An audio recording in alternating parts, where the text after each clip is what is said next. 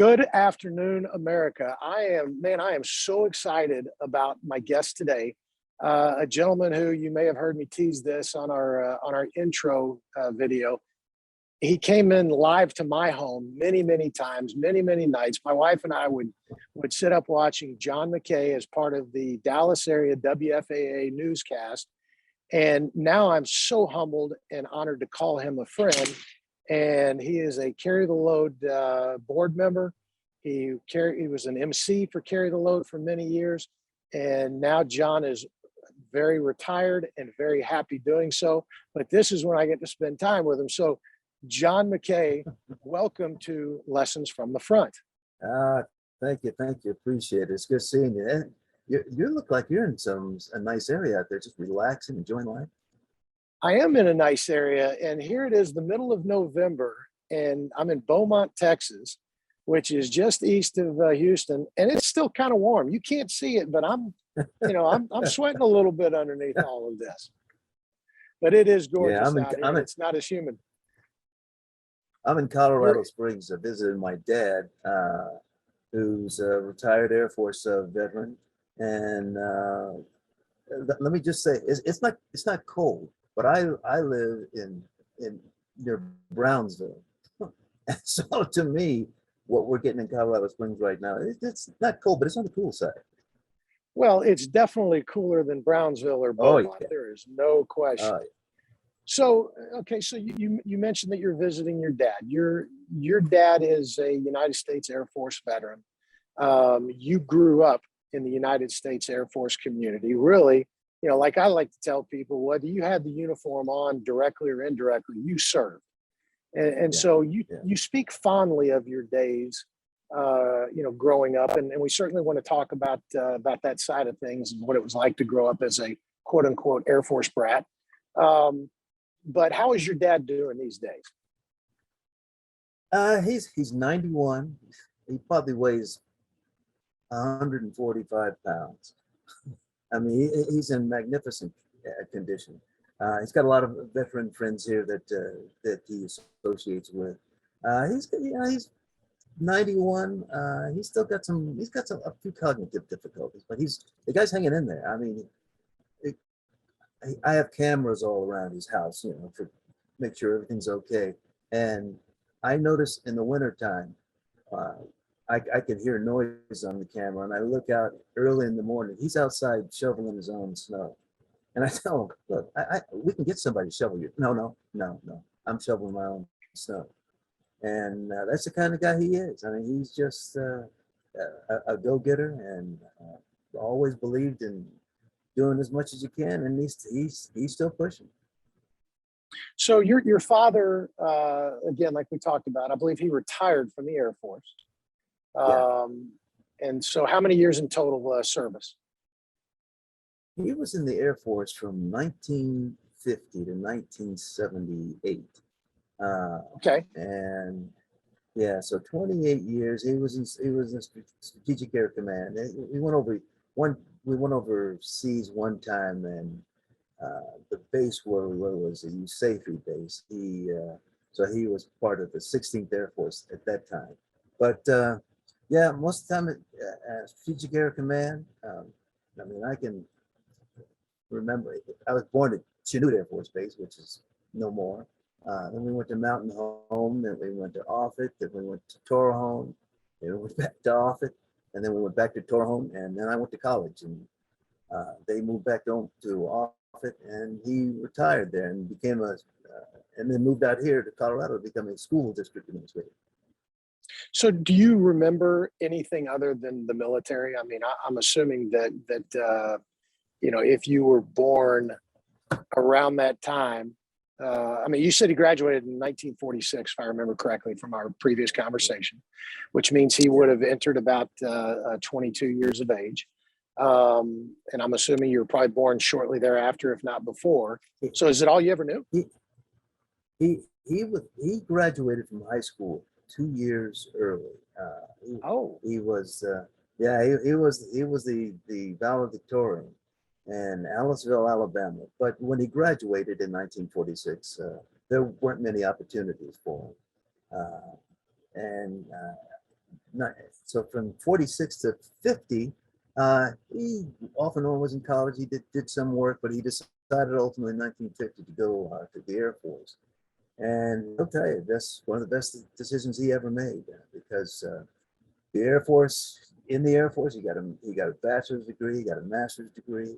He really, he was an administrator. He ended up uh, these he ended up in personnel at Strategic Air Command headquarters. Before that, he was the senior enlisted advisor, I think it's called, for 16th Air Force out of Torrejon. Torrejon is there's no longer any Americans at that base.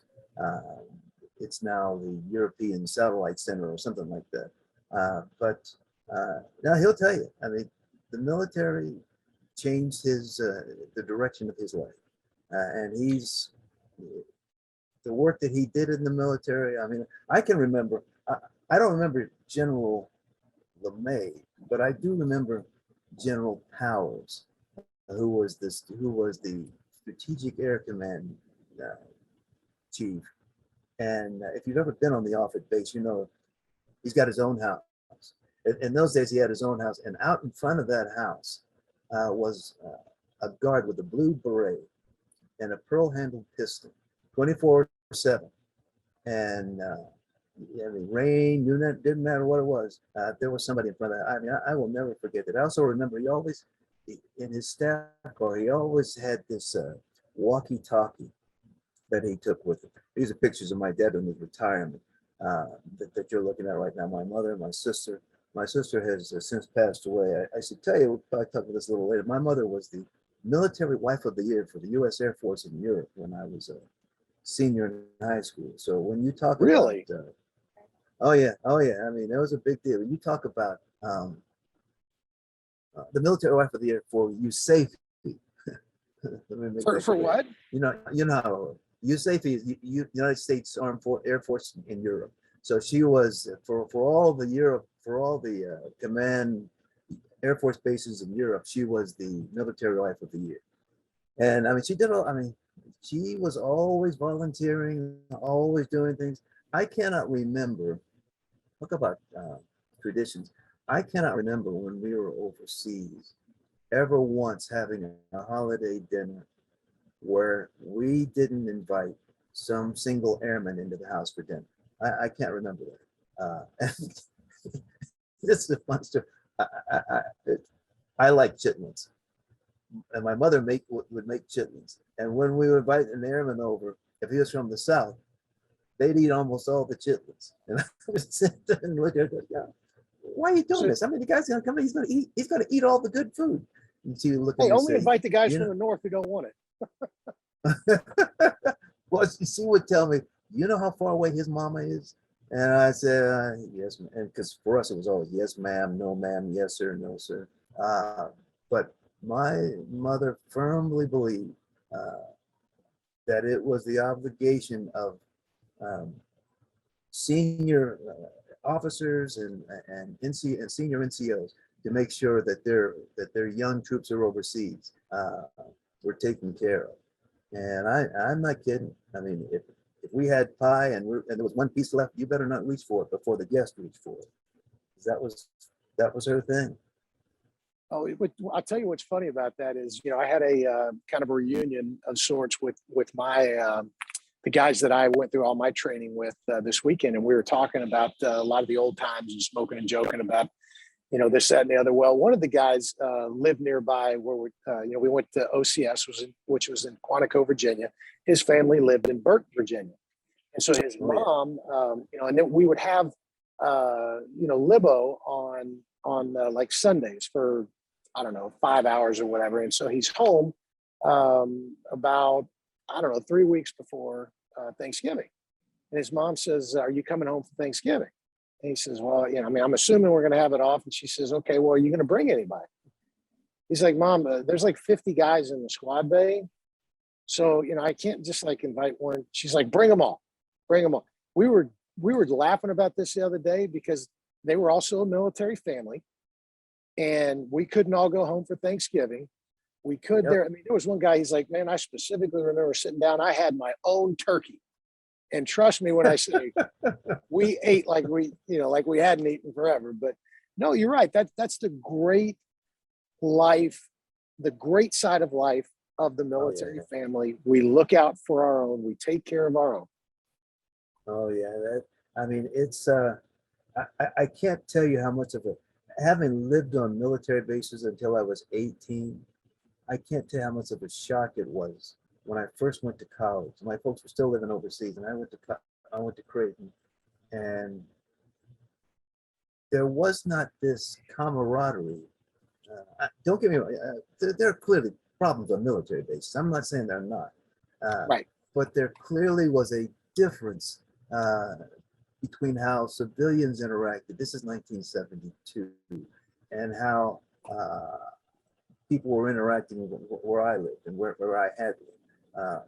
So I definitely felt that closeness. Uh, some of it's kind of humorous because when you're a civilian, you call for a plumber, and you live on a military base, you call for civil engineer, CE.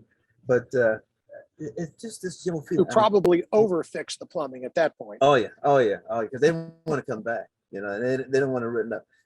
I was amazed. I remember we hadn't been, we had been out of the country we landed in Spain the night that Neil Armstrong walked on the moon. So I mean, we just ran off the plane. We're watching all that. But from that point until August of '72, see, I was out of the country, so the Vietnam War was going on. But I can honestly remember coming back and looking at people's lawns, and man, these lawns aren't cut. Yeah, and not realizing that, well, there's nobody to write you up if you're living in base. If you're living in base housing, you don't keep your lawn up. It used to be. You not only Is get that told right? about it. That in the old days, yeah, it was. They would go around and make sure. We lived in Cape Art, and we lived. First time we lived off it, we lived on base, Wary housing, I think it was called, and but they were very sac. They all had a sense of pride being in Strategic Air Command, but there was a definite feeling among people that, pardon me, that we got the whole world's looking at us. So it was that way when I was a kid, but when I became a teenager and the Vietnam War was going on, and most people have forgotten this. A lot of people weren't fond of the military. They didn't, and that's another thing I didn't get when I went to college, because they didn't make policy. My dad didn't make policy. They did what they were told to do. So there's lots of things that go through your mind when you're a kid growing up on a base. So, and I want to come back to that in a little bit because I want to talk about your experiences on base specifically. But so your dad graduated high school in 1946, 2 years earlier as a valedictorian. Obviously, Yeah. not a dumb guy.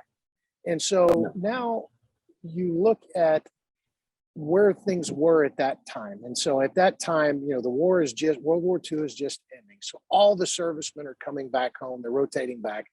Yeah. Had it been 2 years earlier, he was either going into the military or there was certainly some kind of opportunity there because there was a plethora of business or of work opportunities. So now in 46, he doesn't have those same opportunities, and he's forced to really just kind of go out into the workforce, I'm assuming.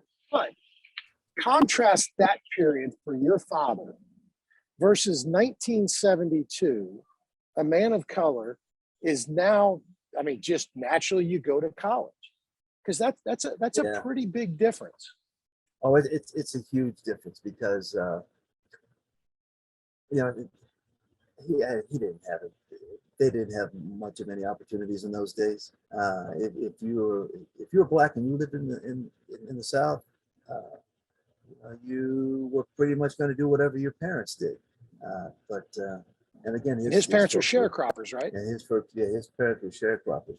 But not once have I ever heard them dwell on bad things that happened to them. I mean, things that slip out every now and then, that things that they dealt with. But their thing was always, you know what? There's nothing I can do about yesterday. But so we're just going to try to move and make tomorrow not like yesterday. So he had, so in terms of your question, he had no real opportunities where he was. I do believe he went up to Chicago for a little while, looking for opportunity. But ultimately, the opportunity came from being in the military. He didn't. Number one was opportunity. Number two, money. Didn't have the money to go to school. Wanted to, but didn't have the money to do that. But went into the military and ended up in the Strategic Air Command, working in the headquarters building. So was there ever a doubt that John McCaa was going to go to college? I mean, I'm assuming that your parents said, listen, whether you want to or not, son, that is where you are to go. Yeah. We didn't, my sister and I, we always knew that what we were going to be the year after we graduated high school, which was on a college campus somewhere. And we also knew that they were going to be checking on us. You know, my first semester at Creighton, I was in the honor society in high school, but Creighton with the Jesuits, I didn't do that well the first semester, and it was because I just didn't know how to study. And I'll tell you this story that really still resonates with me. One of the Jesuits, Father McCaa, he saw me in the library and he, hey, how you doing? I thought I'm doing okay, but you know, this is kind of hard. And I remember him look at me and said, well, what's the problem? And I said, well, you know, I'm here every day and I'm making like C's and a couple B's and the D, one D. And he looked at me and he said, where are your people from? And I said, well, my father's family's from Alabama. My mother's family's from Champaign, Illinois. And I remember him looking at me and said, do you think that all the sacrifices that they have made for you to be here, do you think that your efforts here are worthy? Are you doing a worthy effort of trying to make their sacrifices worth it? And I said, well, no. He said, well, look, then you know what you got to do, don't you? And from there on, I made great grades. But I mean, he put somebody, put it in perspective really quick. Oh yeah, you're sitting up here whining and complaining when you've got opportunities that they would have paid for. And I never forgot that. Never forgot that one. He's passed away now, but some of the Jesuits could be pretty blunt in those days, which is okay, because I needed to hear it. Blunt is a nice way of saying it. As another Jesuit educated man, they know how to put things in a way that cuts right to the chase. That's for sure. Yeah. Oh yeah. No. And so how did you end up at Creighton? Because my dad got his, while he was in the military, he got his bachelor's degree from what was then the University of Omaha. It's now the University of Nebraska at Omaha. And he liked he liked the reputation of Creighton and the Jesuits as educators. And I wanted to go to Humboldt State University in California. That was a 17, 18-year-old kid. And said, hey, man, I want to go to California. Looks like that's where they're having all the fun. No, I'm not spending all that money for you to go to college and enjoy yourself. You're going to learn. And I think he had an idea of where he was going to be after the military. So that's how I ended up at Creighton. I wasn't too fond of the first semester, but in terms of education, done well. Just done. Give you plenty of opportunity to grow in yourself. Really did. And I got to tell you, Nebraska in the wintertime is probably one of the coldest places I have ever been. And I've been to Iceland, and I don't think it holds a candle.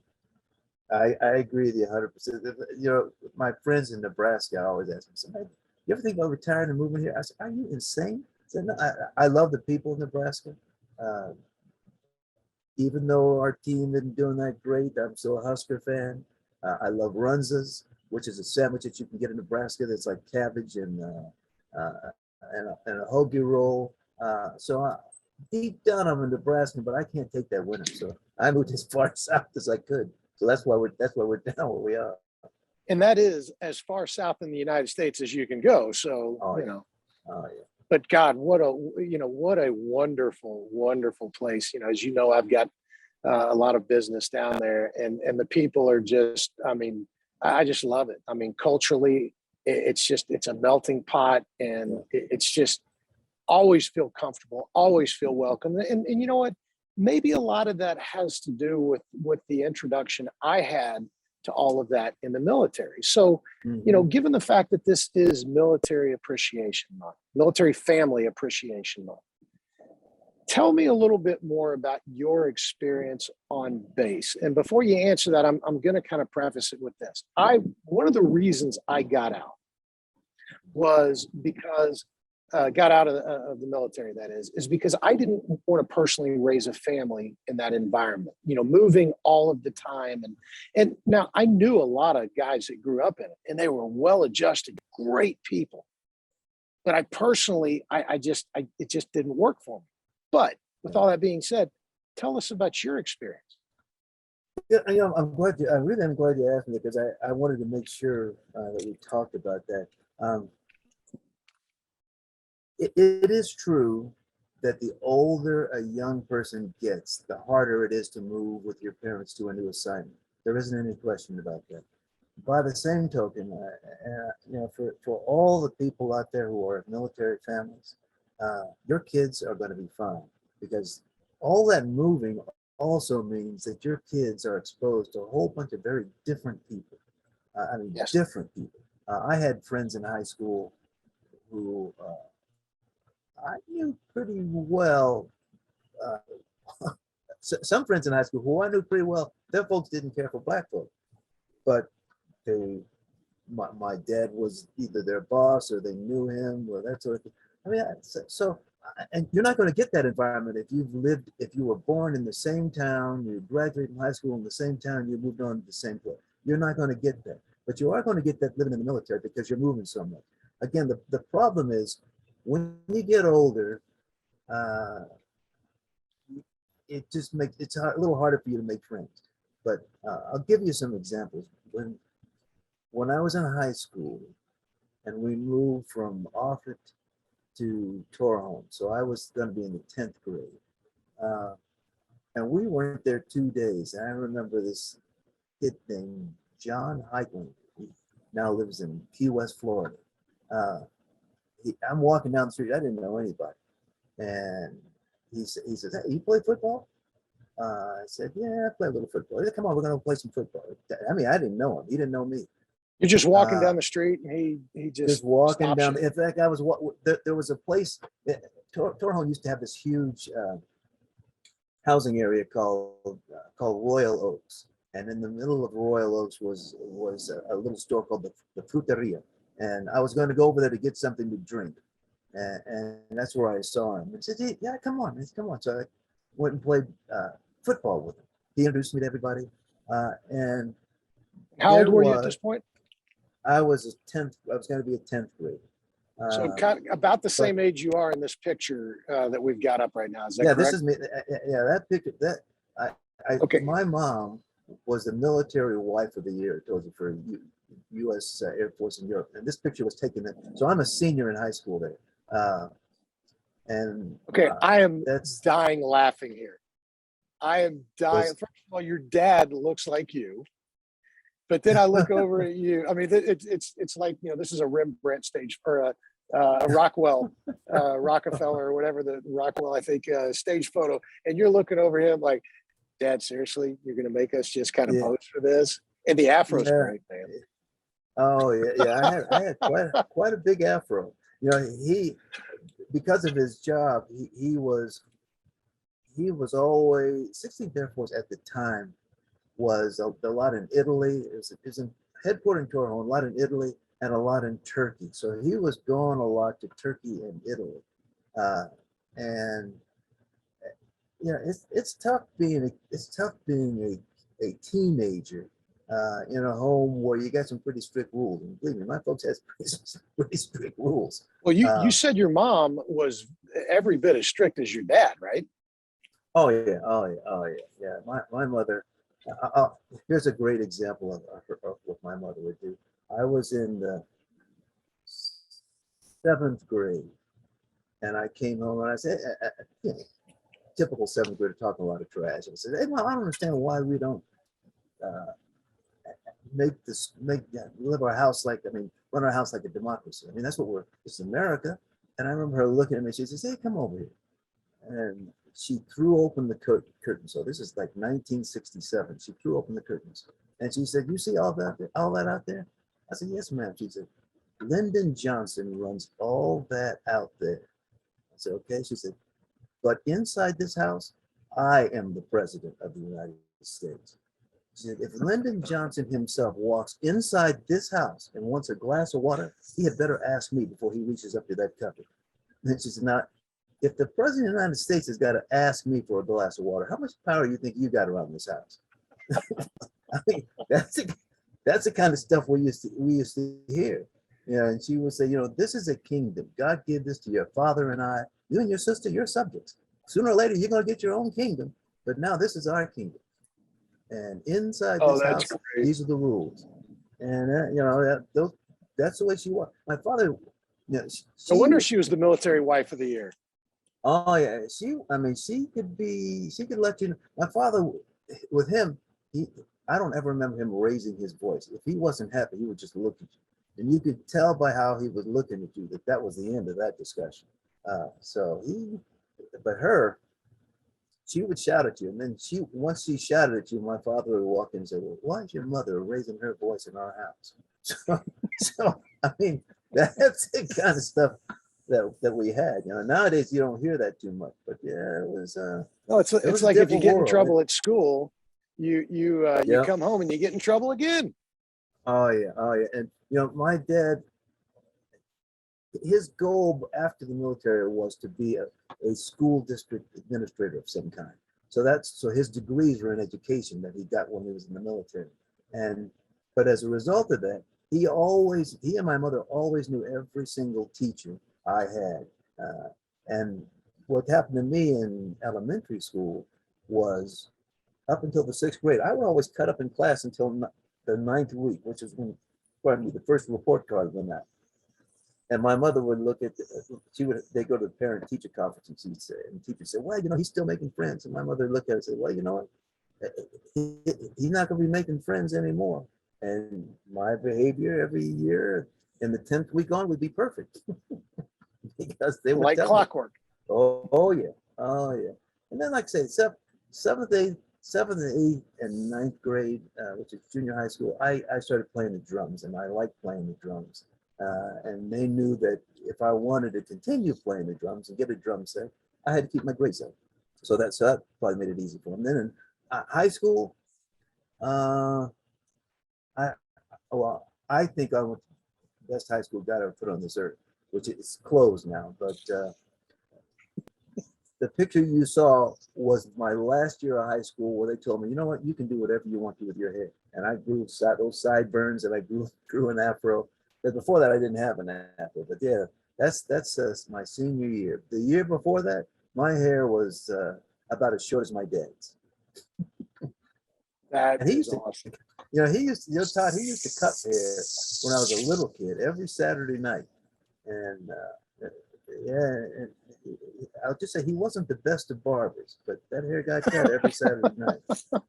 He didn't care. He just knew you needed a haircut. That's exactly right. So growing up on a military base with parents who, I mean, y'all just had a lot of complexities, you know, given where you were stationed, given the social climate back home. I'm sure there were some difficult times. Oh yeah, you know, during the Vietnam War, there are people who they just didn't like the military. They just did not like the military, and they didn't come on the base. But and this isn't just in the United States. In Spain too, there were certainly demonstrations against the U.S. involvement in Vietnam, that sort of thing. When I went to college, my dad took me to Creighton, and I remember he had his uniform on, and people giving him some kind of nasty looks. Is that all it was? Just nasty looks? I mean, did you experience? And because We talk about Vietnam, and we try to do a good job with and carry the load of welcoming home Yeah, Vietnam veterans, because they really didn't get that like they deserve. yeah, Did yeah. you experience anything beyond the dirty looks when your dad was? I almost got into a fight with somebody one time. Uh, who just saying some derogatory things about not my dad person, but the fact that he was in uniform, had friends in uniform, and it certainly made my transition from high school to college a little more difficult because I didn't want to be around people who were just trashing people. It's interesting. We had returning veterans at Creighton at the time, and they were low key. I mean, nowadays they have veterans organizations on campus. If it was happening then, I'm not aware of it. They just wanted to get back, get their degree, move on with their life. And they would say, although I do remember being in a class, and the guy who was sitting next to me, I think his name was Miller. His last name was Miller, but he'd come back from Vietnam like a year earlier, and there was a discussion in the class.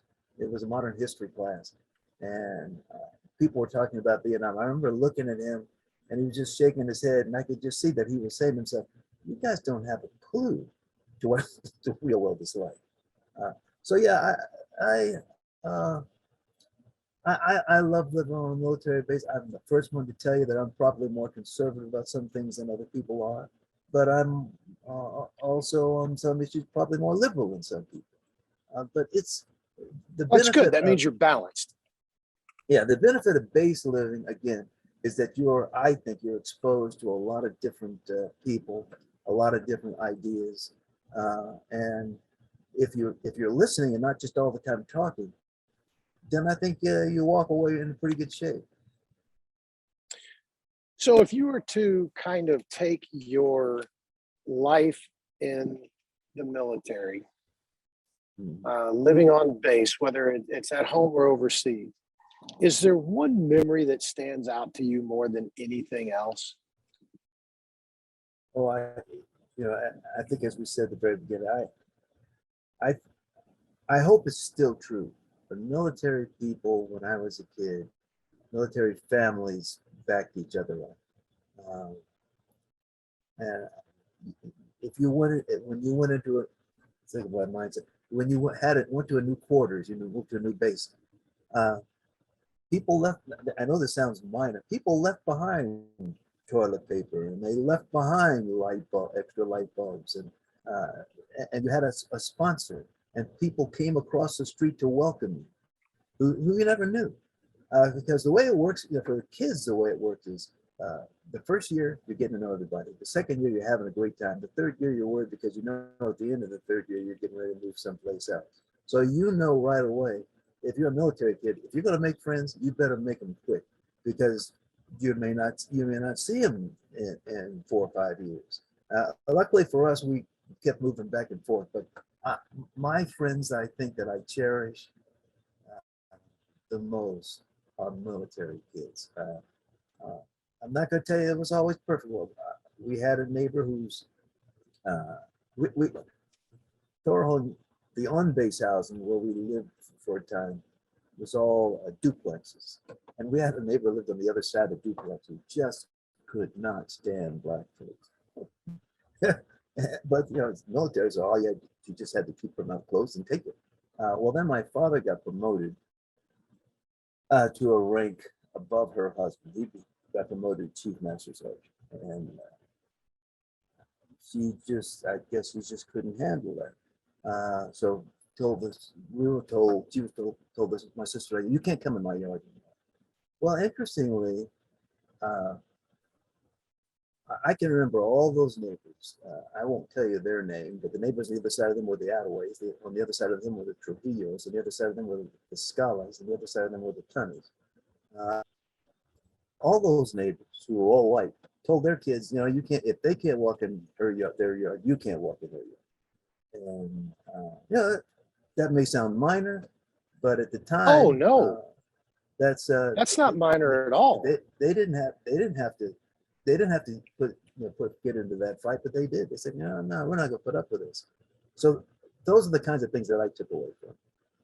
See, I Again, think what I draw out of that, John, is the accountability that we should all have towards our fellow human being. And there are, I mean, somebody was telling me a story the other day about something that happened on I think it was a New York subway, and how the some woman young who was some young assaulted or something like that. yeah, well, I think the dad, there was a dad with two girls, and he wasn't wearing a mask or something like that, and some young lady sitting there was mouthing off to him because he didn't have his mask on, and he basically said, walked over and said, say that again. If you say that again, and of course, she said it again, and he smacked her and knocked her, like, her head into the pole, and everybody's just kind of going on about their business, like, I'm not going to get involved, and regardless of who's wrong and who's right on something like that, they never should have gotten to that point. Somebody should have had the smarts to step in and say, hey, lady, back off, sir, calm down. But what you're talking about, to me, is the beauty of the military in that regard. You got one person who's being an idiot. I mean, let's just call it like it is. They're being an idiot because their husbands have the same the same challenges ahead of them, the same life and death decisions. And at the end of the day, their blood is going to bleed the same color. And that's the hill you want to die on. So the fact that all of these other people left and right of it are basically saying, okay, you're outcasting yourself. I love that. I mean, I love that. And that's what I think a lot of people need to understand about the military is, we got some stupidity, but we police it pretty well inside our own ranks. Yeah. I mean, they do. Because when I tell that sort of people say, well, there's been racism in the military. I say, oh yeah, I didn't see my first black officer until I was in junior high school, and he was a lieutenant colonel. He was a chaplain, a SAC chaplain, I remember. But that was the 60s. I ask you, what's happened since then? I mean, I would put the improvements in terms of relations in the military up against what I see in the civilian world any day of the week. And Absolutely. some of that has to do with one of the things that I did learn living on military bases was loyalty is an important thing, and loyalty to friends is an important thing. There's all these movies that talk about, these guys, they got in the military and they defended their country, and they did. And I say, that's true, they did that, but they were also defending the person who was next to them. I mean, absolutely. That is every kid who I know in the military walked away from living on bases understanding that there is something that links us that maybe isn't in the civilian world. Because there are some people, again, during the Vietnam War, we said, well, there's some people who just don't like us. Well, that's okay. That's okay. We like us, and we'll be just fine. So how in the world did you end up in picking journalism? I mean, you're a huge music buff. You played the drums, as you mentioned. I know. I mean, you've got is it Louis Armstrong on your license plate? I mean, or maybe it's just a. Oh no, my license plate is Blind Lemon Jefferson. It's Love Texas music is what it's the famous. Okay. Famous. But I ended up playing the drum because I think probably because my mom used to play a lot of good music. My dad, my dad was always a serious guy. I mean, he's just him was always education, that sort of thing. But I like music. I particularly like the drums. Having lived in Spain, I like classical music. I like the classical guitar, and it just I think it just naturally became something that I got into. And I had some friends in high school who played guitar and some other instruments, and we played together, played in some clubs. So good. So why didn't you follow that? How did you end up getting getting Oh on man, TV? you can go broke and hungry real quick trying to be a musician. I will say one guy who used to be in a band I was in, Robert Solomon, is in Colorado here. He still performs. He's now has his own band and he's pretty successful. There's a guy who I went to school with named Bill Cashman, who I think owns a music studio in Arizona. So I mean, a lot of the guys they did those things. I got into television in American Forces Network Spain. I was a an intern while I was in high school, and it's not a paid internship, But my attitude was, I wanted to. I was more fascinated by the radio than I was by television, and I would have worked there. I told them, you don't have to pay me, just let me come in here. And so they let me come in there. They showed me basic editing, and when I got to, and so that kind of whetted my appetite. By the time I got to Creighton, I started becoming more interested in television. I hadn't, in high school, I didn't watch television. I think I watched when Neil Armstrong landed on the moon, and I watched the Apollo 13 rescue. That's it. We didn't watch any other television.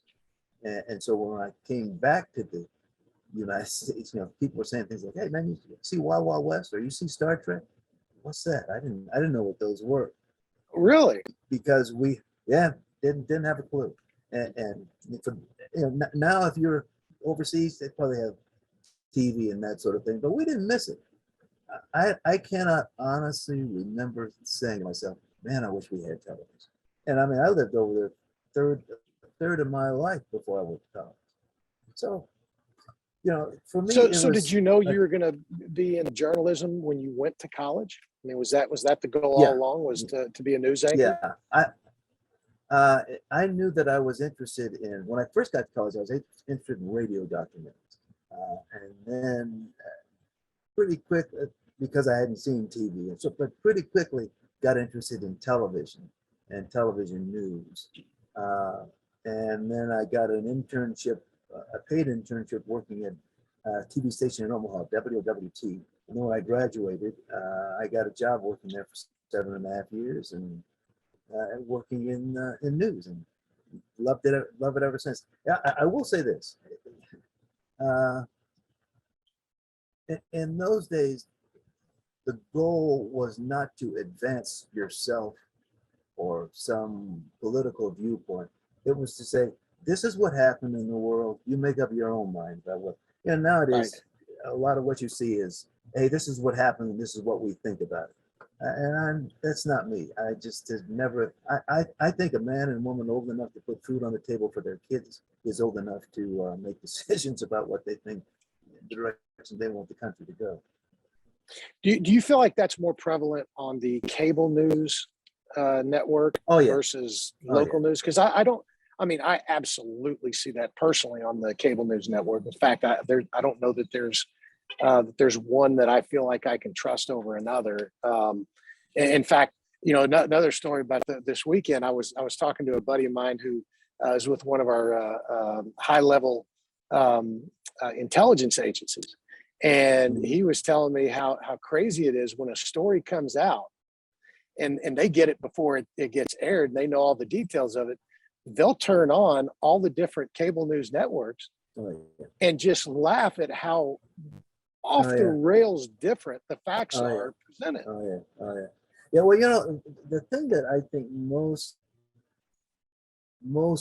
not just TV, but most journalists are starting to realize is, it's what it is it's information, and information is a tool. It can also be used as a weapon, a very dangerous weapon. Um, Oh, good point. so I have always believed that my so, well, I'm not at home, but my first media books were from DINFOS, Department Defense Information School, and I bet I've read those things 10 times. But have always felt that that media stories are information, and information is a weapon. And if you're not careful, what you do is you create some more problem for yourself. For example, just because something is accurate doesn't mean that it's true. You know, this fact may be accurate, that fact may be accurate, that fact, but the way we put them together and analyze them may not lead us to the truth. And that's the problem that we're having now. The cable, here's the easiest way for me to put it. We have gone from watch this to watch me. And that's a Oh, bad yes. thing to me. You know, that's a bad thing. I mean, don't get me wrong. There are some very good journalists out there still doing some good work.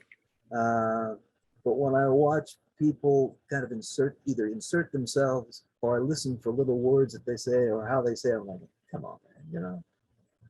I, I, So, I pay all the bills uh, in this house.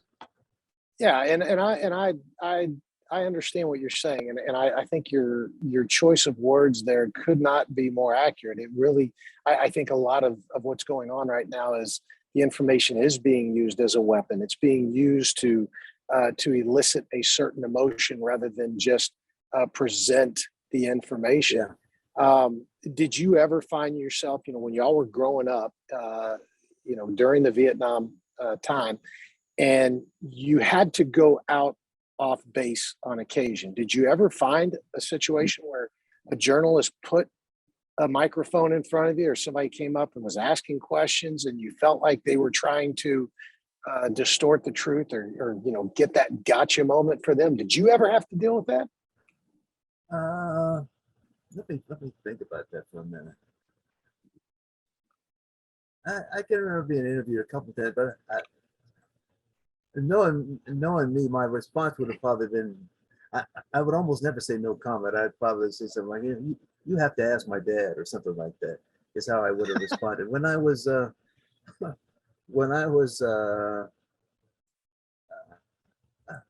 trying to think. I've been I've been interviewed as a reporter. I've been interviewed by other reporters, and I listen to how they ask the question. And if I think that it's a pointed question, well, say to them, I think what you meant to say to me is this, or there was one time when I said to someone, look, if what you're looking for is this answer, well then that's a good question, but that's not the question. That's not how I feel. So I think Yeah. you have to be very careful. I'm really touchy about about military stories, because part of the reason that I like being a reporter was I got in '76, so the Vietnam War is over, but I got sick and tired of every time I saw a story on TV and it involved a veteran. If there was some violence, they would say, well, he was a Vietnam veteran. What's that got to do with anything? I mean, I know plenty of them. So that has always been something that's kind of really gotten under my craw. These images that people try to project of the folks in the. Oh, I'll give you another good example. When something happened at my last couple of years at work, and it's on a military base, and someone had a gun, and I remember someone said, well, good, they won't last long because the military people just go out and shoot them. I said, people don't walk around military bases armed all the time. Those weapons are secure, and they did not know that. But this is a person who is going to be talking to several 100,000 people. And I want people to have the right. Again, I'm not going to make excuses for people who do bad things, but by the same token, Right. I don't want you giving out information that I know good and well is not true. Now, I hope Well, that and makes sense. it absolutely does, and it triggered another thought from my time I had with these fellows this weekend, because a couple of them are law enforcement agents, and um, there has begun to be, and I think it's starting to swing back a little bit, but there has begun a kind of a belief that um, that they didn't want people from the military serving now, with a gun and a badge because they're quote unquote too trigger happy. And there's a it's a lack of education. It's a lack of information, and I think it really kind of dovetails off of what you were talking about, and it also is very much in line with what happened. And really, I mean, the Vietnam started just a cascade of reporting. I think, this is a layman here, but it just seemed like there were more and more opportunities at gotcha moments. Like you said, it's become about it went from the information to it's now about me. And I don't think that the whole idea of they're more trigger happy because they have a gun and a badge is right. In fact, I think they're probably that's who you want because they're a little more in tune with danger and threats.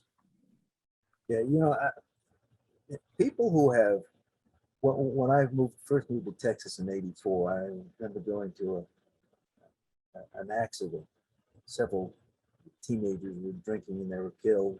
And by the time we got there, their bodies were still there. And this is in the middle of the night. And there were people behind us, a lot of other teenagers who were, and they were inebriated, very drunk. And I remember them screaming, hey, turn the light on, let us see, let us see. And we wanted to wait until they were moved away before that happened. And one of the troopers looked at me and he said, why don't you turn the light on and just let them see what it is? And so the photographer clicked the light on and they could see what it, and I could hear them behind me just throwing up and crying and everything else. And the trooper looked at it and said, why don't you go home and think about what you just saw? I think that's the problem. I think I want someone with some experience who's going to have a weapon. I would prefer to have that. I would prefer to have someone who thinks very carefully about those situations if they have to draw their firearm. So any thought about military people being too trigger happy? I'm the wrong guy to try to defend that kind of thing. Your experience with Carry the Load, you and I have talked about it through the years, and it's just been, you were very humbled to be a part of it. And, again, I think that just speaks to your character. Clinton Bruce came to the station to do an interview with someone else. And I remember thinking, you mean to tell me that people are actually walking from West Point and other parts of this country? I thought it was great. I just thought that was dynamite. And so then they asked me, we had a guy who worked at the station named Jeff Brady. Jeff was Jeff was a lieutenant in the Marine Corps. But he had decided to get out of the business. And I think he went to work in San Antonio or something like that. But I said, there's no way that I could not be a part of this. I'll be more than happy to say, well, we're going to send you to Washington. Fine, no problem. It's great. But when you're watching these people walking up these areas, they're in the middle of nowhere. Just nowhere. Behind this bus. Plus, what is that guy's name? The guy on the bus. They had the funniest rules on the bus. Talking about Dill? Dill. Okay. He would have me crying, laughing. You get on the bus and Dill would say, "You have to go to the bathroom?" I say, "Yeah." He said, "Okay." And he look at you, go, "No number two, no number two in the bathroom. You go to." I wouldn't even think of doing that. He goes, "Oh, good, because you're not going to be able to last a second beyond that." Well, he was consistent because he gave me the same message. He is a good man, and the students were from. They were business students, and I remember the first time. Matt, where are they from? ABAC in Tifton, Georgia. Yeah, and I was so it felt so good to see young people who really went out of their way to do something good about the military.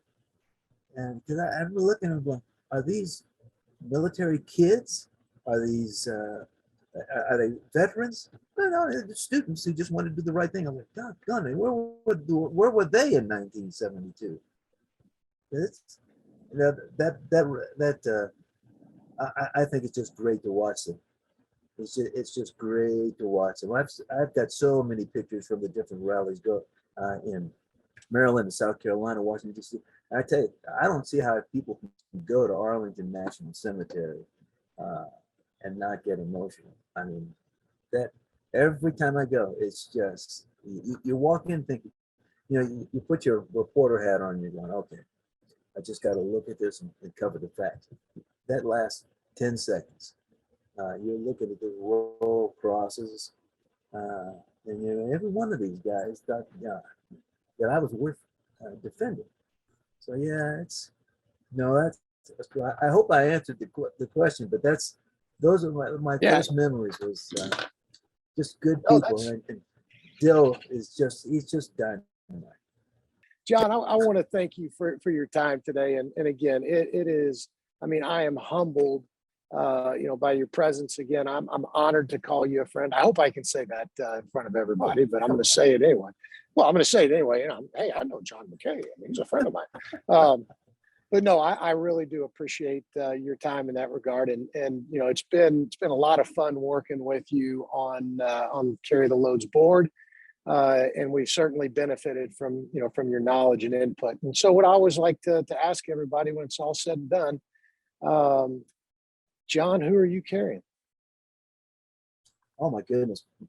One of my wife's brothers is a Marine from Vietnam. And I've never seen, he'd been really sick, and he's slowly but surely coming back.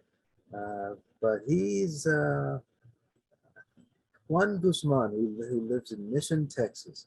My brother-in-law, who I'm carrying. I mean, I've never seen anybody come that close to dying and still come back. I mean, that guy's tough. So that's who it is for me. Good guy. And don't get me wrong. Juan can cuss you out in a minute if he's not happy about something you do. But he to me symbolizes what being tough really is. So that's me. Sorry. Awesome. No, gosh, no, please. I love the emotion. It's I think it's what makes you who you are to me. It makes you real. So, John McCaa, thank you very much for your time today, sir. And for everybody out there, I just want you to remember that this is Military Family Appreciation Month. It is a tough life, but it is a good life. And ask somebody about it, because if they've lived on a base at any point in their lives, they're going to have some good information. And that's what we need to do, is open up our eyes to all kinds of good information out there. So, John, thanks again, sir. I appreciate the time. Thank you. Appreciate it.